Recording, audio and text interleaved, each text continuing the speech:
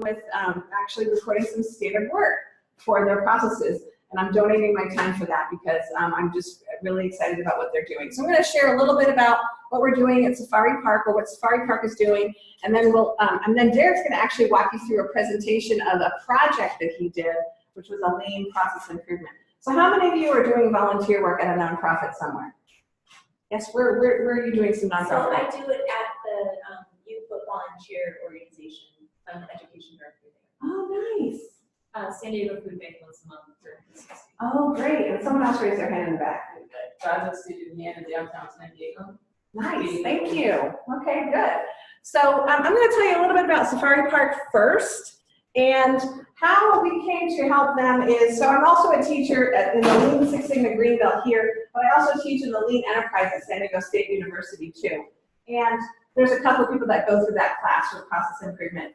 And Safari Park is a nonprofit organization. They are very large. They have 13,000 acres, and it's been around since 1921.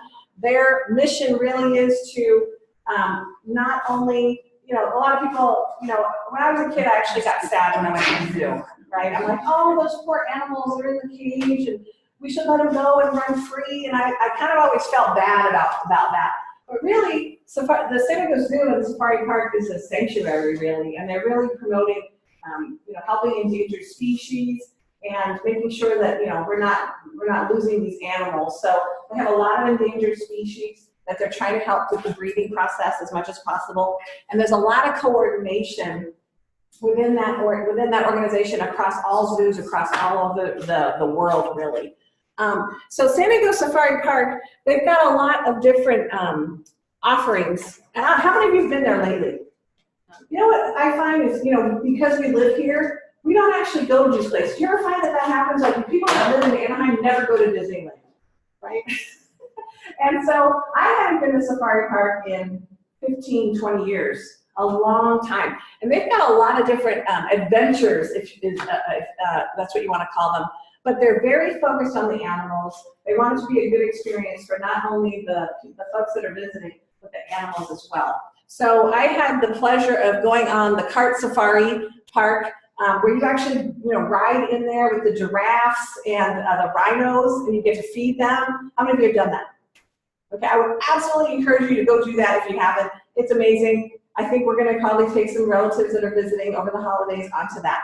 But they're really around building the experience. How do we improve the experience? So that is one focus for process improvement, is client experience. Now, how many of you have relatives come during the summer, peak season, and they want you to take them to Safari Park? And what do you say? Do you actually go, or do you be like, no, I'll meet you later? Anyone? Why would you say meet you later? It's hot. What else? I'm sorry? You've already been there, done that. Cost. And everybody else is there, right? Everybody's there. So you don't really want to, wait in those long lines. So they're actually doing a lot of things for lean and process improvement that are trying to reduce the waiting. Yay! So that it's a better experience for all of you. And so one of the things this is me with our group that went there, and we actually worked with the San Diego Zoo group on, believe it or not, the zip line. Okay, so we did a process walk, and they have a zip line activity, and they told us, well, we really want to work on the zip line. So of course we got to try it out. This is the most fun process walk I've ever been on. Right? You get to go on the zip line, like, okay. And so, so the thing about the zip line is you're going over the animals. So you're going pretty fast and you're going over the animals. So they want, obviously, the people participating in that to be safe. And they also want the animals to be safe that you're going over. So in this ride in particular, there's a lot of things that must be done with the rider before embarking on the ride. One of them, which is very important, and almost always is what we call a defect, is the phone. So you cannot have your freehand phone on this event or on this ride. Why do you think that is? What was that?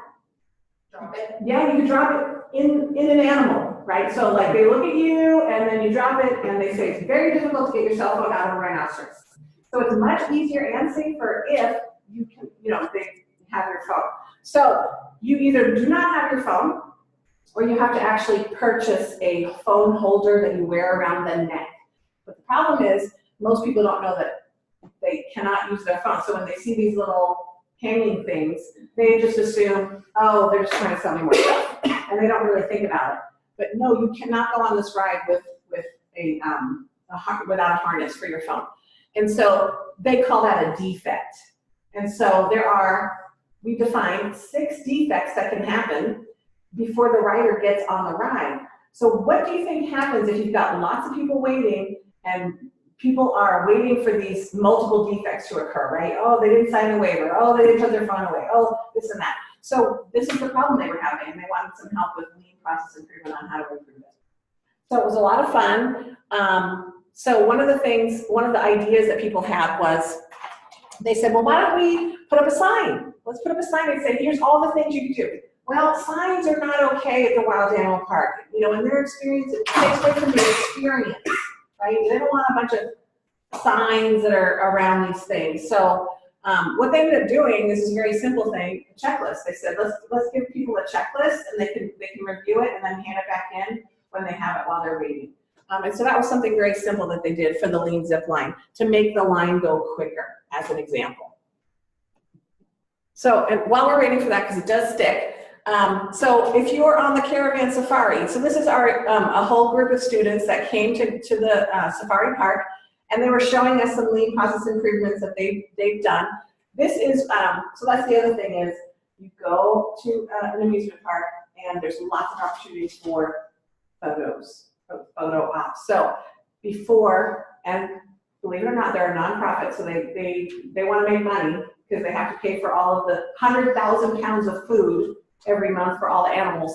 And so they have a green screen and you can purchase a picture. So what they did to make it faster was they double-sided it. So before it was only one side and everybody had to wait. Now they're like, okay, double, and now they're actually thinking about getting one more. So then you have 4 people going through to improve flow. So very simple, but makes a big difference. The other thing they decided to do was, apparently one of the employees went to Mammoth skiing. How many of you have been skiing or gone to Mammoth? And they have a single rider lane. They said, why don't we do that here?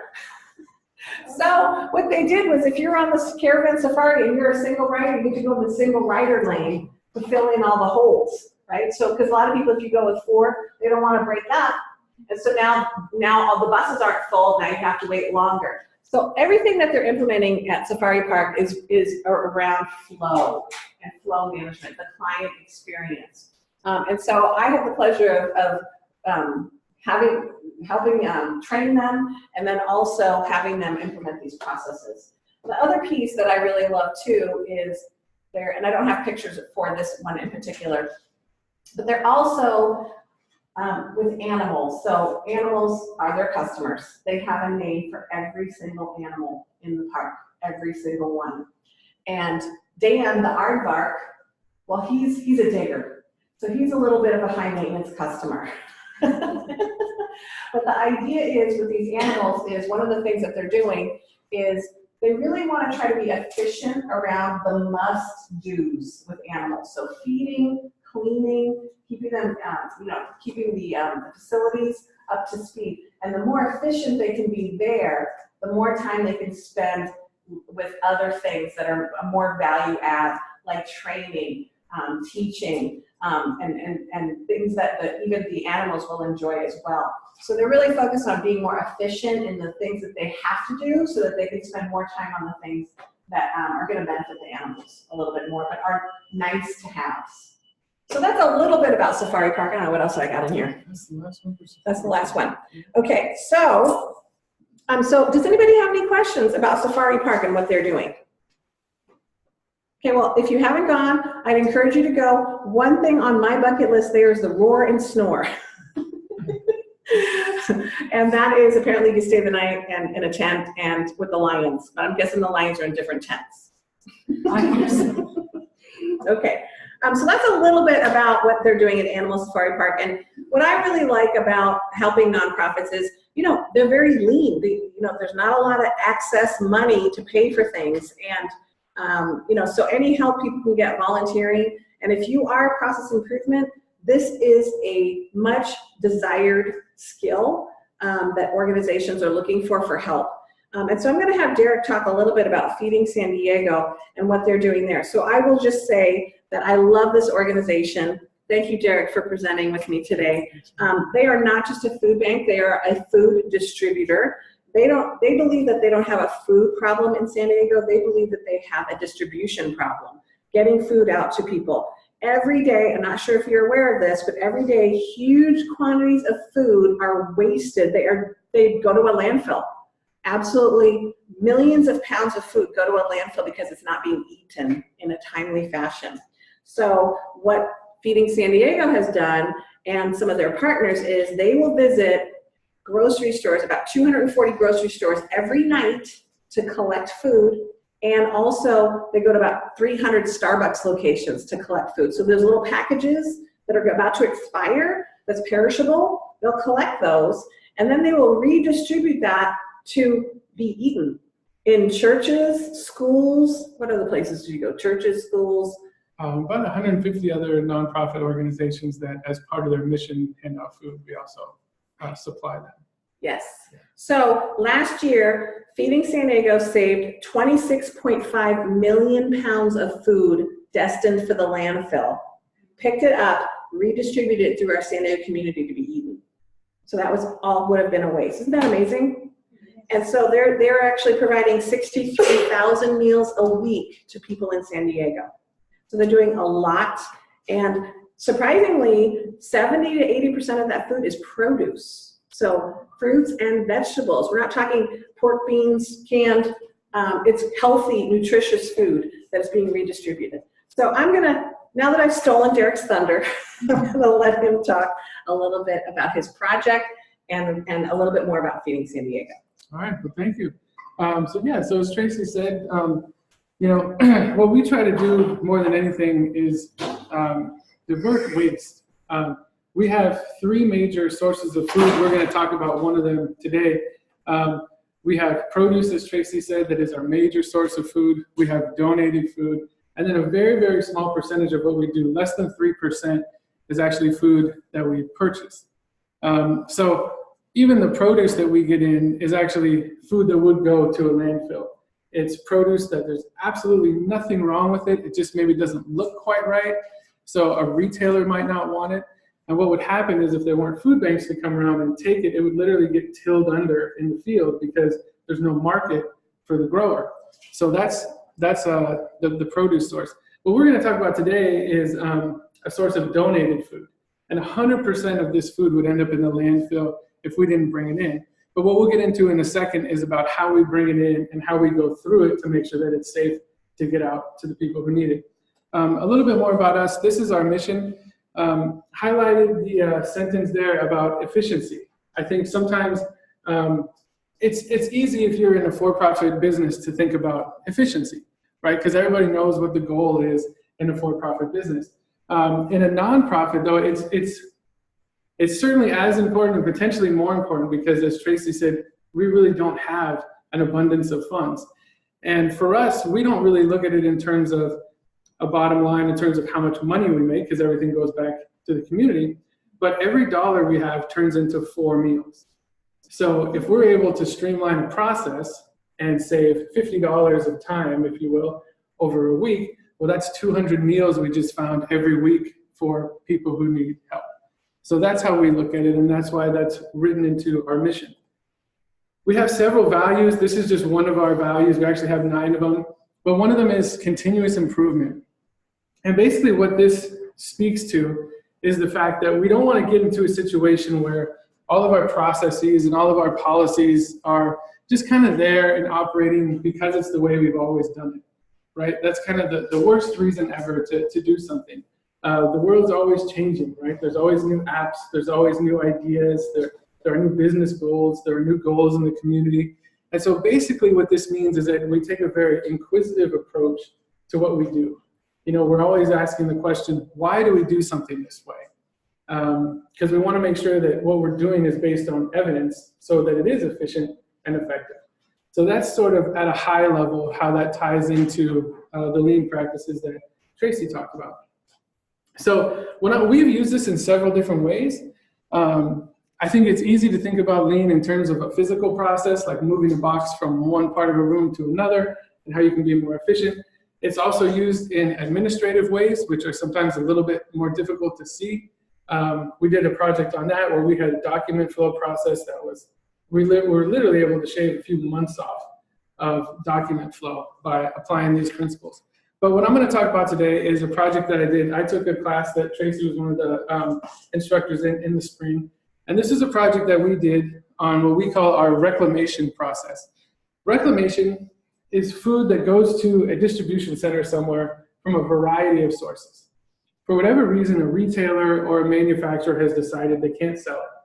And they don't want to throw it away, so it goes to a distribution center and it's collected. But it doesn't look like, if you go into Costco and you see those very nice uniform pallets of food and it's all the same, it looks nothing like that. It's one case of this, one case of that, and it's all thrown into these giant bins, and it comes in whole truckloads like that, and it all has to be sorted. And so it's very important to us that, you know, the things we send out to the community are what we call food safe, right? A lot of the food we bring in is rescued, so we have to make sure that it's still safe for people to eat when they receive it. So all of this food that comes in is inspected by volunteers to make sure there are no dented cans, no rusty cans, no torn boxes, no evidence of mold or anything like that. And so you can imagine a whole truckload, you know, 24 pallets of something about this big with just random cases. It takes a long time.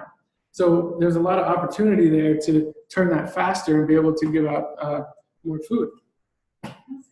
Yeah. Are dented cans not okay? It depends. A little dent is fine. We actually have charts that show different types of dents. So yeah, we do send out some dented, but there are some dented cans that are more risky than others. And because of the risk, sometimes we can't send it out. Yep. All right, so I pretty much just said that too. All of this stuff, if someone didn't take it, would just end up in the landfill. So all of this is rescued food.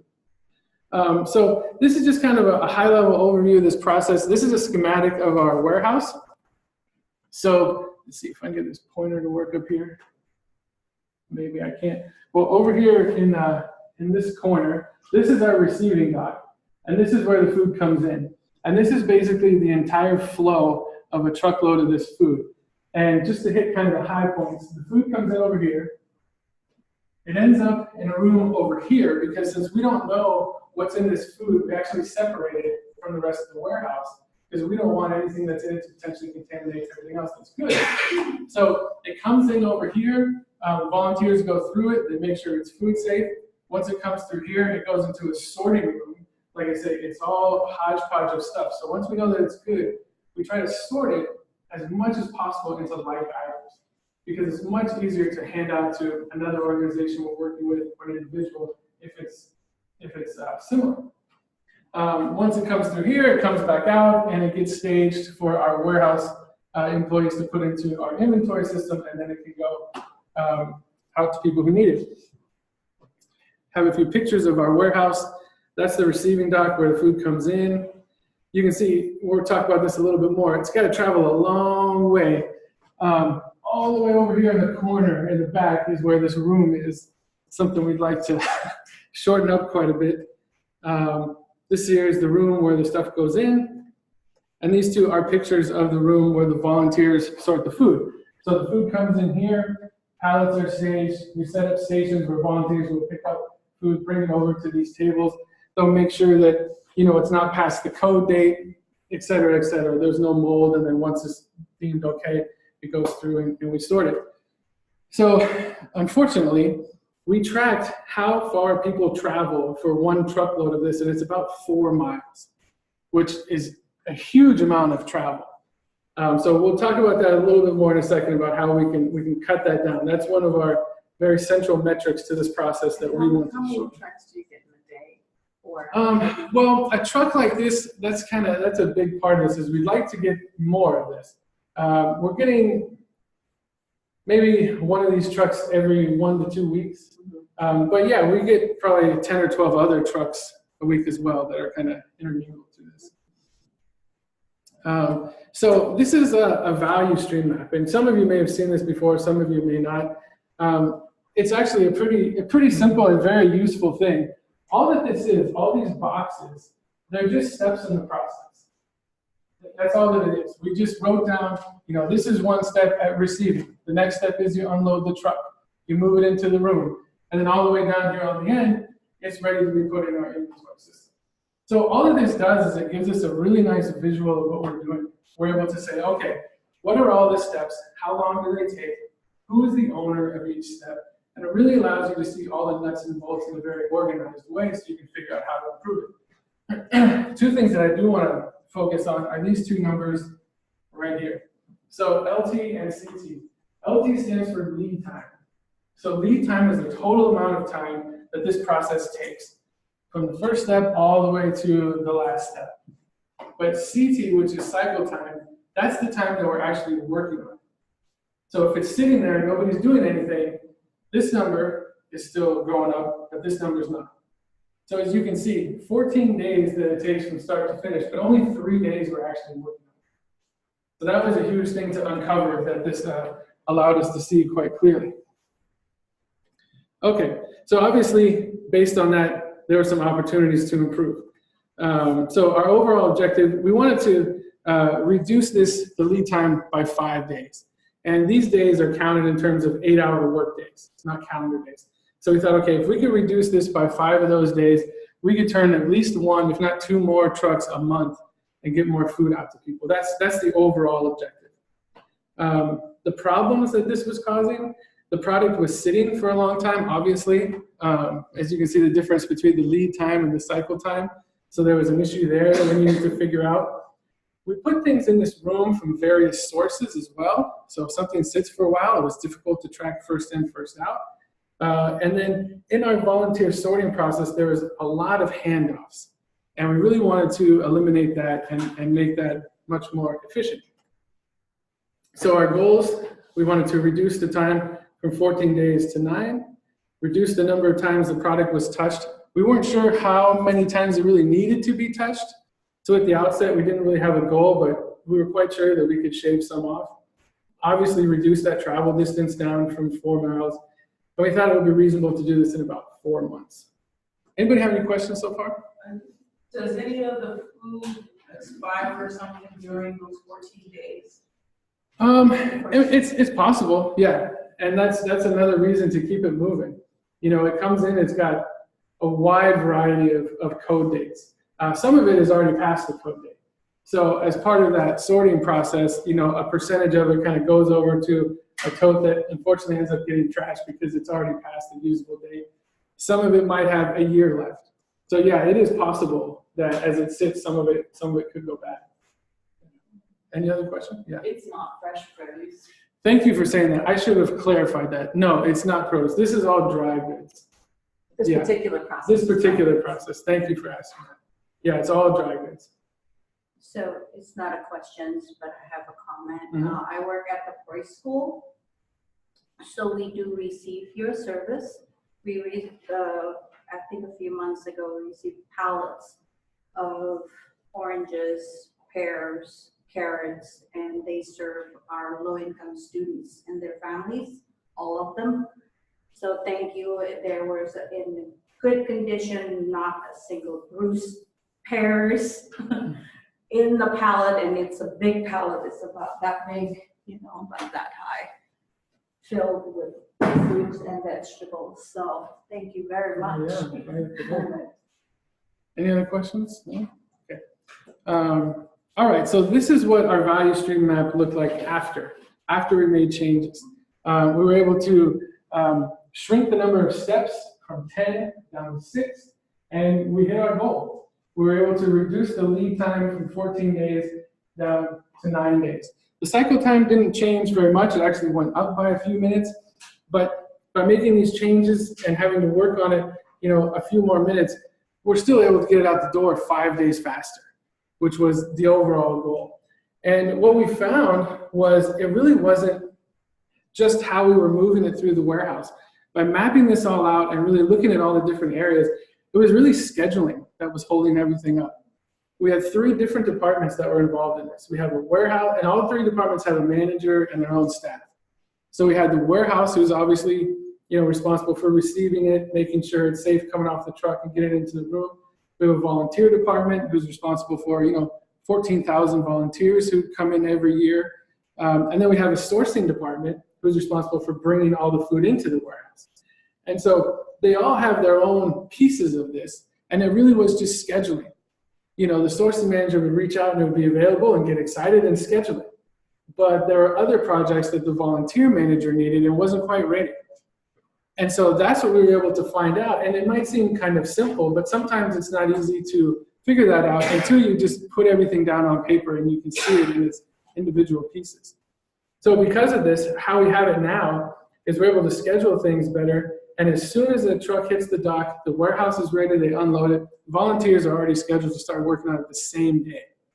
And so we're able to shave 5 work days off just by scheduling. So it was pretty good.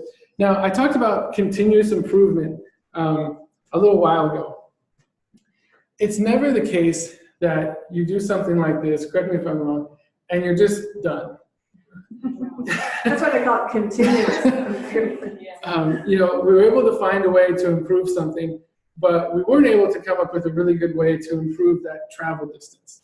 So, we were able to do what we could short term to make it better, but we still have more goals of how to continuously improve it. Again, this is a schematic of our warehouse. This is our receiving dock. We have another dock over here. Our warehouse is not the most modern facility in the world. There's nothing wrong with it, but we have docks over here. I wouldn't necessarily say that they're broken, but if we were going to drive a forklift into a truck and unload it, we would need to make it more modern before we do that. And, right now we don't quite have the money to do that. But if we were able to fix this dock and unload this type of product at this dock, we could still unload everything else over there because we do a lot with it over there. We would be able to save about 2.5 miles worth of travel time just by switching the dock. So that's kind of our long-term plan is, get some money to fix that, and we'll be able to shave that distance off. And of course, what does that mean if we shave that distance off, right? That distance is time, right? That's volunteer time by touching it. That's time for a warehouse employee to be on a forklift going back and forth. And that's all time that they could be doing something else that's moving another process forward. So that's sort of our long term for this. Here's a summary of pretty much everything I just said. These are our main variables that we were looking at. Before was kind of how things were. Interim is where we're at right now. And then future is where we would like to get to. So we were able to shave 4 steps off in the process. We feel pretty good about where the steps are. All the steps right now we feel have value, so that's not a huge goal for us. The lead time, I think we would be able to decrease the lead time a little bit more when we decrease the travel time. We would definitely be able to decrease cycle time, and then obviously all of that transportation.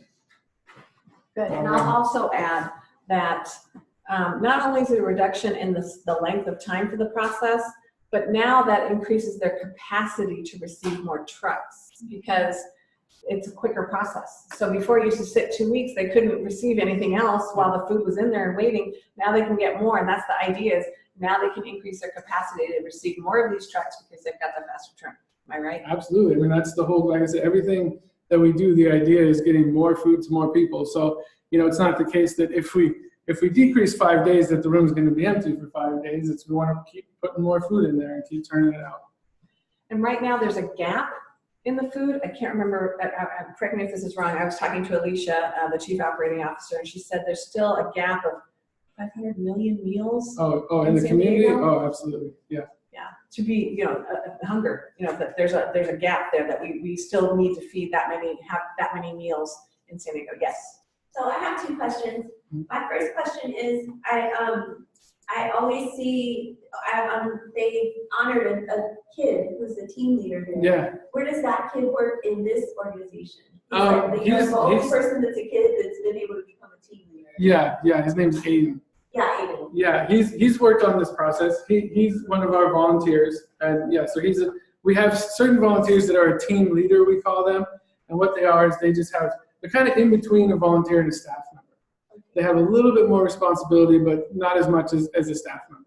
So so he works on all sorts of different volunteer projects. It could be packing orders for schools. It could be gleaning produce. It could be the reclamation process. He does all things like that. Okay, and then the second question I have is, this is a part of the Month of a Million Meals on 10 News. It's the same program. Okay, I was confused because my daughter did a thing with the San Diego Food Bank, and I said, no, this isn't the same thing. This is a different. Well, they're here too, right? Oh, okay. Are you here from Food Bank? So, but there's a commercial, that was out that Vince was on, and it talked about the Month of a Million Meals because of the time of year. Right. And yes. Okay, but you are separate from the food bank. Yeah, there's two different food banks in San Diego. So there's the San Diego Food Bank and then Feeding San Diego. Feeding San Diego. Yeah. Yeah. But very similar in what They they do. do. Yeah. Okay. Yeah. That's awesome. I love it. I think this has really helped me to understand I don't know a lot about Lean Six Sigma, this is my introduction to it, but your overview of like the process as you applied it there is so helpful to me. Good. It's so fascinating because as a longtime volunteer, I can totally picture everything you're talking about. Yeah. Even though it's a different warehouse, it's the same work. So Yeah. it's really, Great. That's good, Thank you. good. just to echo back, like, thank you, because, even at work, I'm thinking, okay, lead time, cycle time, these are all terms I didn't know, I'm like, I should look at my projects, how long are they taking, what's slowing down the process, then, how to incorporate that. Great. Yes. Yeah. We always say that with administrative, just like Derek was saying, a lot of processes in administrative or transactional, they're invisible. You can't see them. And so it makes it very difficult to try to fix or improve the process because nobody can see it. And so mapping it out and having a picture of the process and then people pointing to the picture instead of pointing to them each other, it's unbelievable how it changes the dynamic of how people work together and operate. I will share one other example. So I loved Derek's project and I wanted him to come and talk about it. But we also, process improvement is also admitting that there's opportunity and problems or things aren't working out as much as you like. So you were just saying that she receives food. She's a partner. Her school is a partner. And so one of the things we also worked on was the partner program there. And I don't have any slides, I'll just speak to it. But basically, if you wanted to become a person to receive, an organization to receive food from Feeding San Diego, you have to get approved. And that process took 9 months.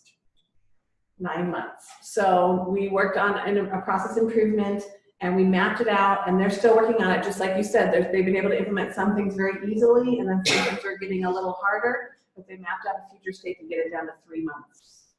3 months to get people, new partners on more quickly because, after 9 months, they lost interest, man. Right? So that's also something that we're working on. Other questions? So I will say also that I volunteer here. So I have a son, he is in Cub Scouts and I heard about Feeding San Diego and I went as a volunteer even before many of the people, they were actually going through some of the classes already. And I had a great experience with my son. And, you can volunteer every day of the week. You probably know specifically when. Yeah, we have 11 shifts a week, Monday through Saturday. We have evenings, Tuesday, Wednesday, Thursday. Evenings, Tuesdays, Wednesdays, and Thursdays. And you come in and you sort food, and you can come in with groups. And what they do at the end of the day is they actually tell you what impact you had. So I thought that was unbelievable. They said, oh, this Cub Scout troop, basically, grouped carrots and got them ready for 75 families tonight. And that just makes everybody feel good. So it was a great volunteer experience. It was very organized. They had some work for us to do, and then they told us what the impact of that work was. That's what you want when you volunteer, right? And so I've had, unfortunately, other volunteer experiences not so great. We won't talk about those, but so anyway. So I just wanted to mention that as well. If you wanted to volunteer, I'm actually going to be at Feeding San Diego tomorrow. I'm volunteering my time as a process improvement person, donating hours, like I said earlier, to help create standard work because they need to hire more people. Anything else you want to say about volunteers? Okay. And also, I will also share that, so I'm one of the co-owners of GoLean6sigma.com. We have a podcast. It's called the Just in Time Café. You can download it on iTunes. It's free. And we actually interviewed Alicia Sacki, the COO of Feeding San Diego, last month in November, just for her to talk about what they do at Feeding San Diego and how they're applying process improvement as well. This podcast, we highlight and target 3 people to interview. If you have an interest, you should listen to them. If you have long commutes, I'm sorry, now you have something you can listen to. So we interview people like Alicia who are executives or leaders at organizations implementing lean. So it's not their full-time job. It's just that they are implementing lean in their organization.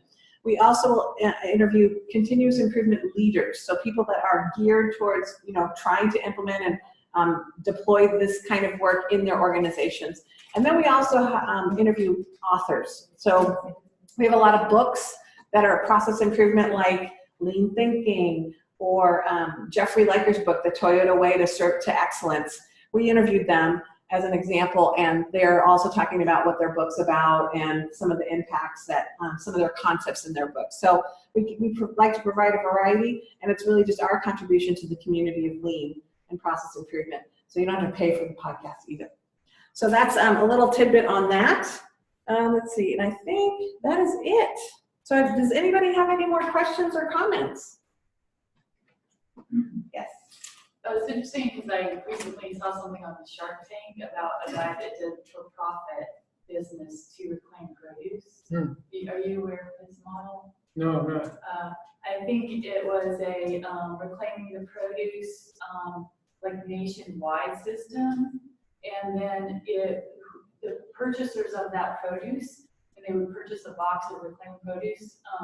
They would also feed like a family or something like that. It was a tie thing, so it was a way of giving to the community by purchasing the reclaimed produce, and it was a profit method, but the profit indicated how successful they were at feeding other people, obviously. Yeah. It's a little different model, but I have no idea how you do something like that nationwide. But he also said that it was interesting that all the produce that's wasted really affects the greenhouse gases a lot in our landfills. Absolutely. Everything that goes to the landfill, I mean, that's a big reason for, obviously we want to get the food to people, but in addition, there is an environmental impact of putting things in the landfill. I had no idea. Yeah, there's actually a pyramid, I don't have it, but there's a pyramid of what to do with organic waste and, what's the best. And it's like, incinerator is down towards the bottom, and then there's landfill, and then obviously people are on the top if you can get it to them. Animals are kind of in the middle. Yeah, it's amazing the effect it has on the environment too. Great. So literally, Feeding San Diego is reducing waste. And lean reducing waste is a big deal. It's one of the things we're trying to do a lot of. Well, let's thank our presenters, Tracy Award. I want to let you know that there's a survey that Process Pollutes would like you to take.